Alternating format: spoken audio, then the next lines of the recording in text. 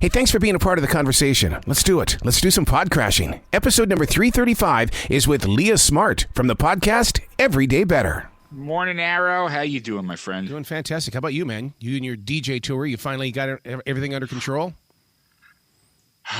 Tired. Last week I worked Thursday, Friday, Saturday, Sunday. I didn't do anything Monday, but then yesterday I had to go out to the Hamptons and set up a photo booth for today. So Wow. It's been a lot. I need a vacation.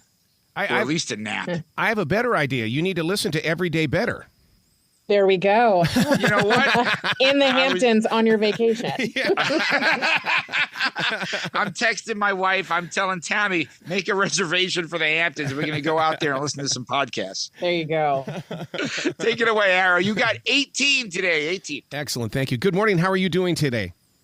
I'm good. How are you? Absolutely fantastic. You're very focused on this podcast, which is what we need when it comes to, when we're driving down the road and we're listening to the podcast, or if we're cluttered up in our offices. I mean, you plant those seeds and you allow us to grow. Yeah. I mean, my goal is really to give people the information and tools that they need to live a meaningful life. And I'm probably most frustrated and was most frustrated as I started doing more of this work about 5 years ago by all of the things I didn't learn in school. I was like, why was I in geometry? I should have been learning how to be a really good friend, or how to manage work with everything else, or how to be in a relationship, or, what purpose is. These to me are the things that we should be talking about with our kids every single day so that they go out and become really good humans. So that's my pitch to the education industry. Learning to lead and live that meaningful life. I mean, to me, that takes awareness. And I think that my turning point was when I was in martial arts and we lived by one mantra, learn to love all living things. And all of a sudden you start looking at all living things around you. Yeah. Martial arts, I have never done that, but I can imagine it's a really present and aware and very deepening practice. I found myself really steeped in meditation. So that's where I kind of started my own process. And I used to think that people who meditated had to be people who were only in white linens and spoke really softly and just spent their weekends drinking tea. And I was like, that's not going to be my life, but I do want to try this thing. So, I love that idea of learn to love all living things. And I do believe the deeper you go in your own relationship with yourself and, in your meditation or whatever practices or things that you do, the more you have respect for, everything on the planet, because it's all such a gift. We've got listeners that are checking in and they're going, I tried meditation, but I fall asleep. And to me, that's part of the learning process, isn't it? Yeah, I meditated this morning and fell asleep. I don't think that that's necessarily a bad thing. And where you can easily trap yourself when it comes to meditation is feeling like you have to perform at it, right? It's not another thing to perform at. It's an experience to keep coming back to and to keep practicing. So sometimes you're going to have what you'd call terrible meditations where you're thinking the whole time and you can't get that thing off your mind that's happening later today. And you're going to have other meditations where it's a little bit more peaceful and somewhere, you feel like you didn't make any progress. That's not really the point. So the point is to just keep coming back. And then over time, you see how you shift. One of the things that people need to understand as well is that there's so many different forms of meditation. For instance, like the stuff that I study is Nidra. And part of the growing period on that was breaking it down and understanding why we're doing this and how we can, incorporate it into our own personal lives. Yeah, the why is so important. And I've learned this just in passing from teachers who I've loved and people who I've studied. They focus a lot on sharing with people, sharing the knowledge first before trying to sort of impart or, get people to do the practice, and how much more meaningful it is for the brain even, and for you as a human to go, oh, I'm doing this because that, versus I guess I'll just go do this meditation thing, right? Like if I told you, you're going to go meditate because after you do it for 2 weeks, you'll find that you're more focused, you have more clarity, and you have more energy. You'd go, oh, great, I'll do that. But if I just said, go meditate for 2 weeks, you'd be like, why? Do you believe in the process of defragging? In other words, asking yourself the questions and then questioning the answers? Ooh, I love that. I don't think I've heard of it. But I'd say maybe I do that accidentally. So Yeah. yes, I do believe in it. Yeah, because the inner core to me has a bunch of questions, and here are your outside arms and feet, and you're going, I don't know where we're going, but that inner core really wants to have a voice on the outside as well.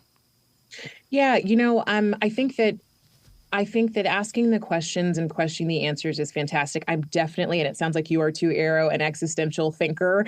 Sometimes it gets overdone. Yep. Sometimes it's fantastic. We call it our sharp edge and our Achilles heel, right?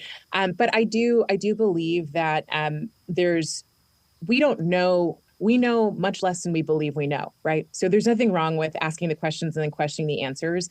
I do think, one thing I've recognized in myself is I have a tendency to get stuck in analysis paralysis, right? I'll think and I'll overanalyze, right? Like, so you too, overthinking, overanalyzing, worrying, when it comes to making decisions, wanting to make the best choice. And how do I make sure I make the best choice? And gosh, I have learned that in the last, I don't know, 10 years and maybe less, actually, probably 5 years, that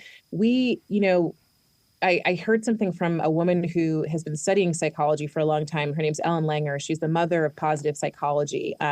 She's called colloquially. And she said, instead of worrying about making the right choice, make the choice right. And it's a theory of mindful decision making. So, that is a really powerful way. And when it comes to, I think, making decisions in your everyday life, choosing, how to get out of worry, et cetera, that's a way to do it. When it comes to existential questions, ask all the questions and question all the answers. Your podcast focuses in on having play and humor at the workplace, and I totally believe in this. And so, it's like, this is how we work at The Essential Job, and that is we're about ready to get a new manager in, and we've already grouped up the people, and we're going, we're strong with our humor and our play.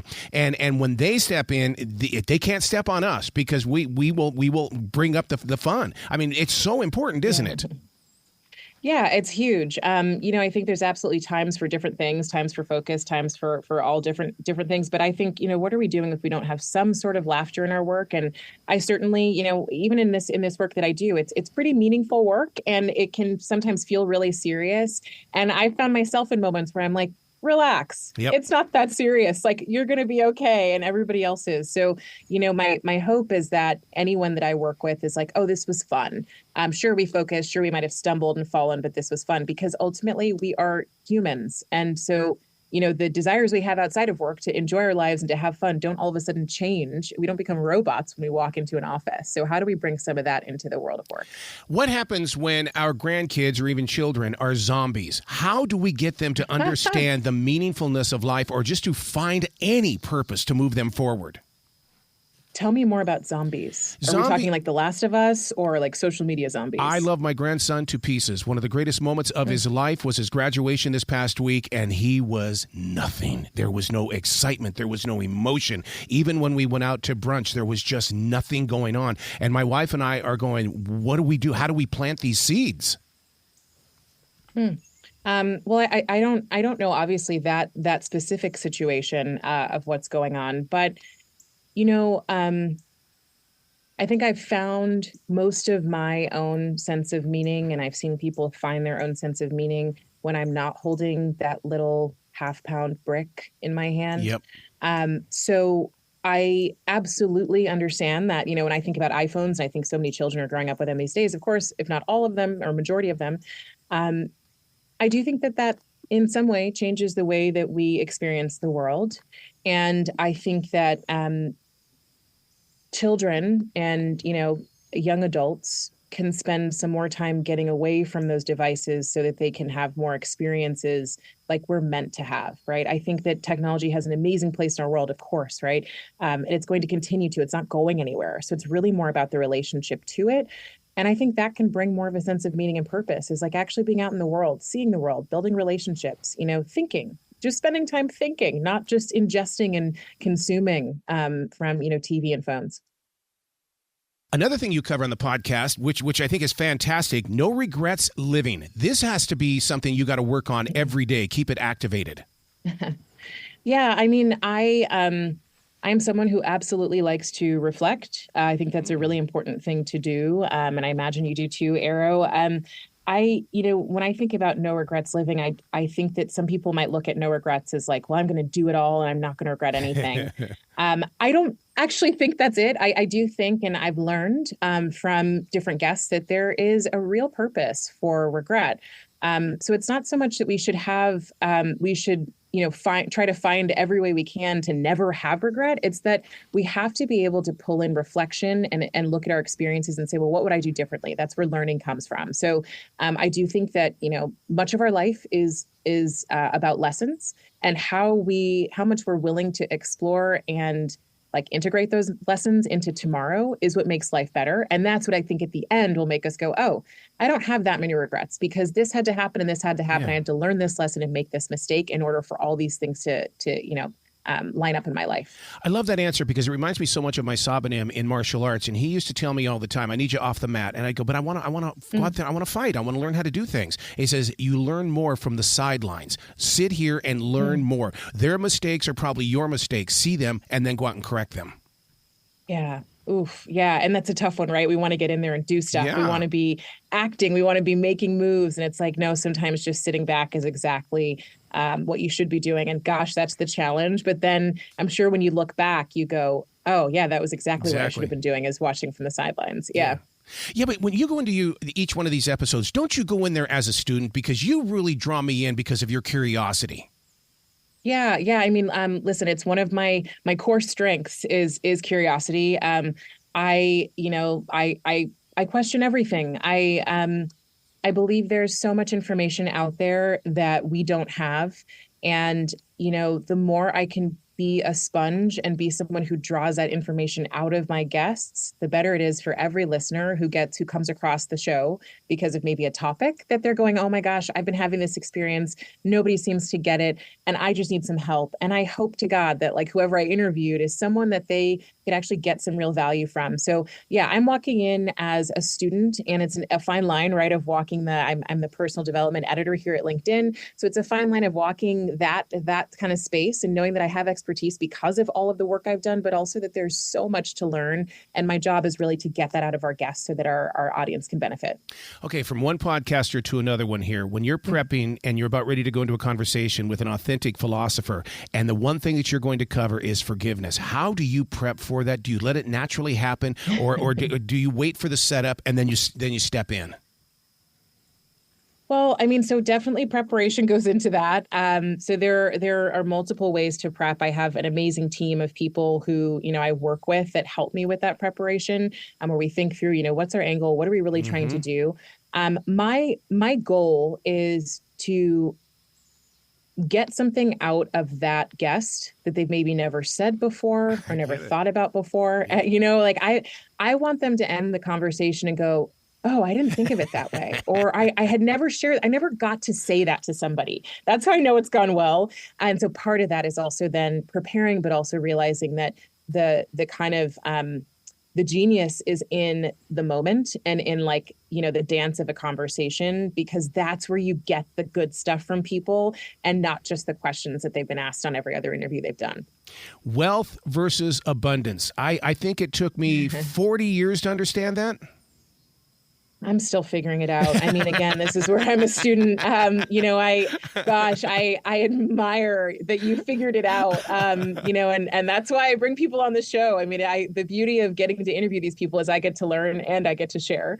The wealth versus abundance piece was, you're referring to Lynn Twist's book, The Soul of Money, which was one of the most powerful books I've ever read. And that book taught me a number of things, which is, the simple phrase, what you appreciate appreciates, that matters. That no matter how many dollars you have power and you have, agency around how you use that money. That can change your whole sense of self-worth, right? You can have $1 million and not feel like you have any agency. It doesn't matter. You can have $100 and go, I'm going to use this $100 the way that, I'd want to use it, and the way that I'd feel like I'd respect and would be respected by people in my community, or whatever it is that you use as your barometer. that was really powerful. So, looking at it that way, and also, I don't know if you read the book, but she talks about, societies where they don't even use money, even today, that she was able to visit and explore. And so it just makes you think, what are the constructs that we're living in? And again, how do we come back to this idea that, of course, money's part of our world? Of course, it's important. And, how do we, again, balance with this sense of finding and creating abundance in our lives? See, I look at wealth as being, okay, that wealth is greedy, where abundance is, it's empowering. In other words, it's like when I was the production director for iHeart, I would sit there, I would always think about the listener as well as the client. To me, they were the people that I was truly working with and working for, because the dollars that were being spent on advertising were going to go change a listener's life. And I always said to them, I said, I'm more powerful than a preacher here in the South, because we're changing people's lives. They're going to buy that refrigerator. And it's like, oh, what are we going to do with this power? Well, now we've got to learn how to share it. That's right. Yeah. And we have to learn how to share it. We have to learn how to empower other people. You, Arrow, have your show. I have my show. A lot of people want their own show, but a lot of people want some other things or want to create some other sense of change. So absolutely, gosh, we have so much power. And so, it's like with great power comes great responsibility. What are the messages we're sharing with people? What are we trying to get people to do differently or think about differently? And also, how are we asking people to question everything, even us, and come up with their own way of really experiencing and showing up in the world? So I think that's really important. And I'd say that hopefully from a positive perspective, that people come up with, really meaningful ways to show up in the world, and that they find their own sort of path also. When did you realize that the title of your podcast, Every Day Better, was the absolute perfect name? Do you want me to tell you how many months it took? That's so true. Gosh, I mean, you don't realize how difficult naming is until you start naming, and you realize how many other shows have the name that you want, and it's all that stuff. It took us about 9 months, and I worked with a number of people. I mean, gosh, I had moments where I was like, I was sitting on my couch on a Saturday, and I'm like, I have the name, it's done. And then I went to the podcast app, and realized there were 7 other shows with that name. So I'm not that unique. So yeah, I realized, listen, I won't even say that I had a moment when I realized. I had a moment when I decided, right? Like, back to make the choice right. I made the choice right. I was like, okay, I have come up with so many names. This one feels like a name that people would find they would be interested in, and it's going to do what it does. So we're going to make the choice right. So that took about 9 months. We got there, and here we are. As listeners discover the podcast and they start activating the lessons that you're sharing, not teaching, sharing. And because I believe that's how we live our lives. The one thing that they're going to learn is that as they change, those around them don't like that change all the time. So they go back to their old selves. It's like that to me. Yeah. That's the wall we've got to push to the side and accept the new you. Yeah, I mean, listen, it's change is tough. It's tough for all of us. That's why there are people in a probably multi-million-dollar industry who manage change in organizations. It's a tough thing to experience, and it's a tough thing to experience with people that and feel personally connected to. That's its own angle. Most people will not love change, even if they know it's for the better, right? How many of us do stuff that we know we shouldn't do?